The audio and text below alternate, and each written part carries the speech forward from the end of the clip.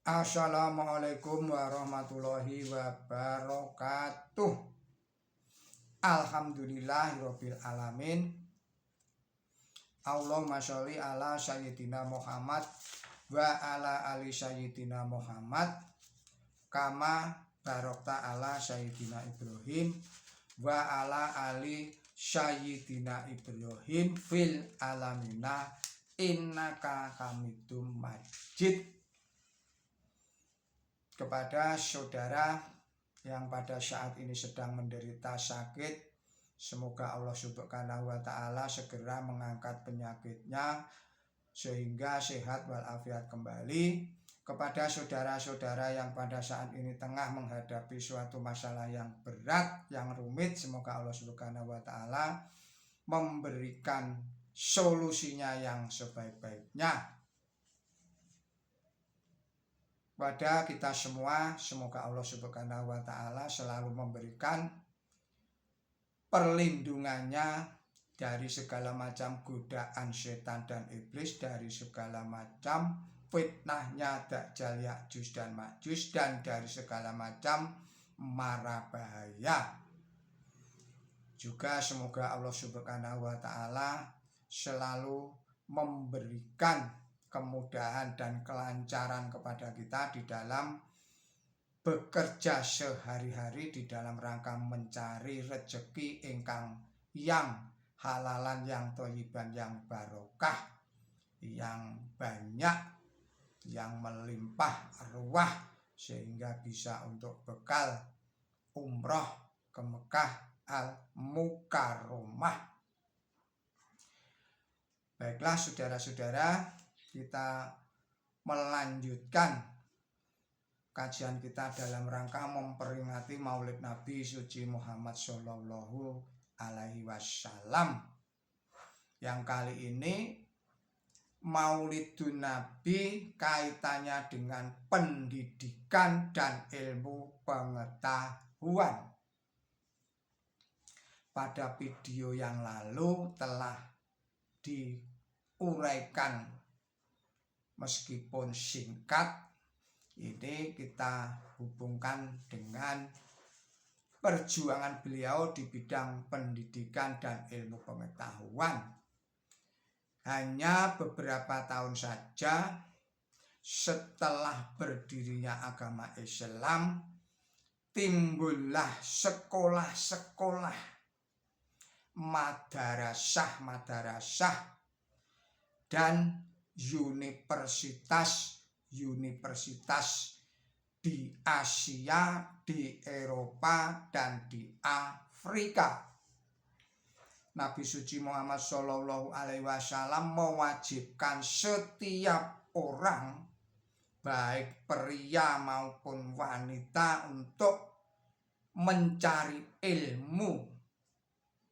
Untuk mencari ilmu artinya mencari tempat pendidikan atau mendirikan tempat pendidikan, baik pria maupun wanita, yang di dalam salah satu sabda beliau yang sudah terkenal adalah berbunyi, carilah ilmu mulai dari ayunan hingga masuk liang kubur. Perintah ini berlaku bagi pria maupun wanita, lintas gender.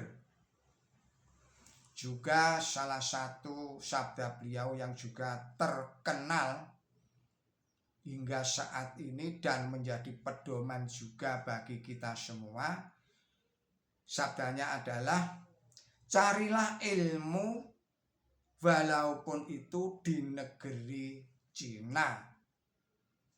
Jadi mencari ilmu walaupun jauh letaknya, ini memerlukan biaya yang besar, tekad yang kuat, disiplin yang juga harus kuat. Nabi suci Muhammad Shallallahu Alaihi Wasallam memberikan dorongan kepada manusia untuk mengadakan riset penyelidikan terhadap rahasia-rahasia alam semesta ini. Dan Quran suci adalah yang pertama-tama yang membuka mata manusia bahwa alam semesta ini adalah pelayan bagi manusia. Tenaga alam dapat diambil faedahnya untuk kehidupan manusia. Yang paling penting di dalam ilmu itu adalah untuk amal, untuk kepentingan pengabdian kepada Tuhan yang Maha Esa, yaitu Allah Subhanahu wa Ta'ala. Tanpa ilmu Islam tidak akan maju, Islam tidak akan berkembang, karena Islam itu maju bersama-sama dengan kemajuannya ilmu pengetahuan. Ini kaitannya perjuangan Nabi dengan ilmu pengetahuan dan pendidikan. Kemudian kita lanjutkan perjuangan Nabi suci Muhammad SAW di dalam bidang pemerintahan, di dalam bidang politik, di dalam bidang hukum, di dalam bidang ekonomi dan bidang sosial, juga bidang budaya. Nabi suci Muhammad SAW adalah orang yang mula-mula sekali memproklamirkan dasar kedaulatan negara dan bangsa, yaitu kedaulatan yang mutlak di tangan Tuhan. Sedangkan manusia di dunia diberi amanat oleh Tuhan yang Maha Esa, yaitu Allah Subhanahu wa Ta'ala, untuk memerintah seluruh muka bumi. Dasarnya adalah musyawarah, permusyawaratan adalah dasar pemecahan segala masalah yang berhubungan dengan kepentingan rakyat, kepentingan umat. Dasar musyawarah adalah sendi daripada demokrasi, bukan demokrasi liberal di mana diadu kekuatan suara, bukan demokrasi totaliter di mana suara ditentukan oleh orang yang berkuasa, tetapi demokrasi yang mencari hikmah kebijaksanaan dengan jalan bermusyawarah. Nabi suci Muhammad SAW membentuk pemerintahan tidak diletakkan di tangan orang-orang yang pandai saja, tetapi juga di tangan orang-orang soleh lagi terpelajar yang dipimpin, yang dipilih oleh rakyat atau oleh umat dan menjalankan pemerintahan dengan musyawarah dengan wakil-wakil rakyat. Kerajaan monarki atau turun-temurun ini dihapuskan oleh Nabi suci Muhammad SAW.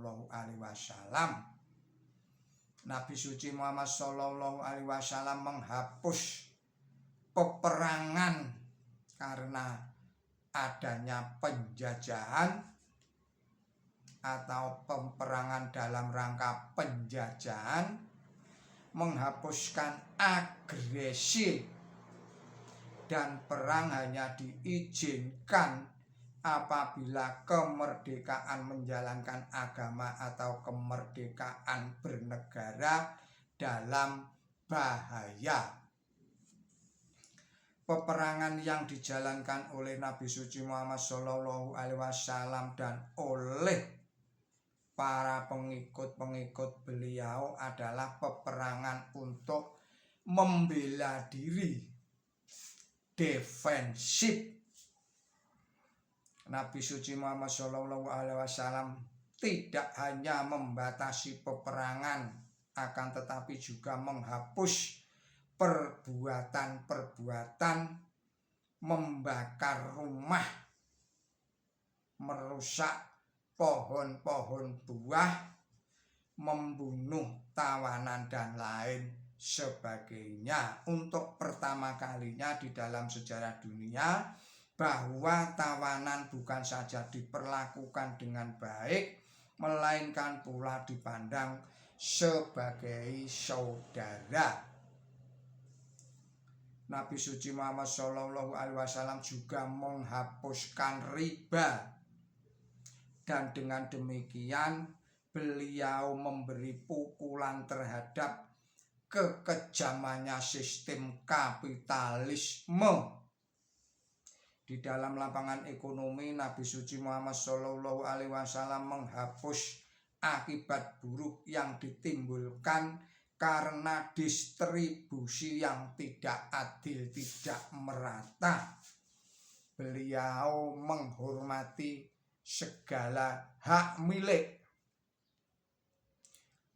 namun beliau membebaskan dunia daripada kejahatannya kapitalisme.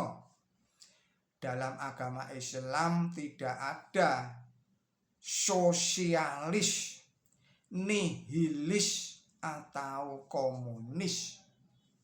Di negara Islam, golongan kaya selalu memandang golongan miskin sebagai saudara dan senantiasa membantu mereka, sedangkan golongan miskin tidak dapat memiliki rasa iri hati terhadap golongan kaya. Bahkan sebaliknya, mereka menghormati saudara-saudaranya yang kaya. Artinya, yang kaya menghormati yang miskin menghormati yang kaya. Di dalam bidang sosial, Nabi suci Muhammad SAW tidak membeda-bedakan manusia atas dasar golongan, kepercayaan, keturunan, dan kebangsaan, atau bisa saja disebut sebagai ras. Kalau di dalam bahasa kita bisa disebut sebagai syara. Konsepsi Nabi suci Muhammad SAW adalah dinamis, yaitu bahwa manusia itu sama dan manusia itu satu famili, satu keluarga besar. Ukuran manusia yang baik dan berbudi bukan ditentukan oleh namanya, bukan oleh pangkatnya, bukan oleh keturunannya atau duriyahnya, melainkan diukur menurut kelakuannya, perbuatannya, keadilannya, kebijaksanaannya, kesuciannya, dan pengorbanannya. Konsepsi Nabi suci Muhammad SAW ini telah dijadikan suatu konsepsi dunia seperti yang tercantum di dalam Piagam Hak-Hak Asasi Manusia yang telah disetujui oleh PBB, Perserikatan Bangsa-Bangsa. Mengenai perkawinan, yang menjadi peraturan dasar ialah monogami. Nabi suci Muhammad SAW hanya mengizinkan berpoligami secara terbatas dan dipagari dengan syarat-syarat yang kuat agar di dalam keadaan normal poligami tidak merosot menjadi pelepasan hawa nafsu semata. Dalam masyarakat, poligami semacam itu merupakan jaminan keamanan terhadap perbuatan perzinahan.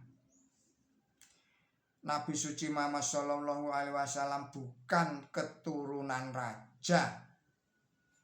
Oleh karena itu, penggantinya juga bukanlah keturunan Nabi suci Muhammad Shallallahu Alaihi Wasallam, melainkan dipilih di antara rakyatnya, di antara umatnya sendiri. Sistem kerajaan yang turun-temurun bertahta dan berkuasa tidak terdapat di dalam konsepsi beliau. Nabi suci Muhammad Shallallahu Alaihi Wasallam pernah menjadi penggembala kambing, pernah menjadi pedagang, pernah menjadi seorang panglima perang, pernah menjadi hakim, pernah menjadi pemimpin rohani dan pernah menjadi pemimpin spiritual, pernah menjadi kepala negara, bahkan pernah menjadi kepala rumah tangga. Semuanya bersumber pada ajaran Al-Qur'anul Karim, wahyu dari Allah Subhanahu wa Ta'ala. Demikianlah sumbangan atau hasil perjuangan dari Nabi suci Muhammad Shallallahu Alaihi Wasallam yang telah diberikan kepada umat manusia atas petunjuk dari Allah Subhanahu wa Ta'ala. Atas dasar hasil-hasil inilah maka beliau Nabi suci Muhammad Shallallahu Alaihi Wasallam itu memperoleh gelar sebagai rahmatan lil alamin, yaitu sebesar-besarnya rahmat bagi manusia. Marilah kita semua memperbanyak mengucapkan sholawat dan salam kepada Nabi suci Muhammad Shallallahu Alaihi Wasallam sebagaimana diperintahkan oleh Allah Subhanahu wa Ta'ala, yang tersirat, yang tersurat, yang tertulis di dalam firman-firmannya pada surat nomor 33 surat Al-Ahzab, ayatnya ayat 56, yang bunyinya, sesungguhnya Allah dan malaikatnya mengucapkan sholawat kepada Nabi.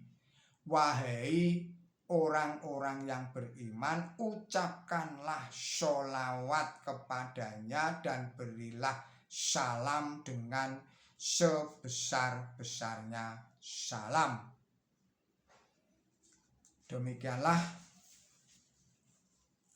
saudara-saudara, para pemirsa Kreweng Aji Channel yang berbahagia, serta kaum mukminin wal mukminat yang dirahmati oleh Allah Subhanahu wa Ta'ala. Semoga ini semua dapat menjadikan contoh tauladan kita semua di dalam kehidupan kita sehari-hari menurut kadar dan kemampuan kita masing-masing.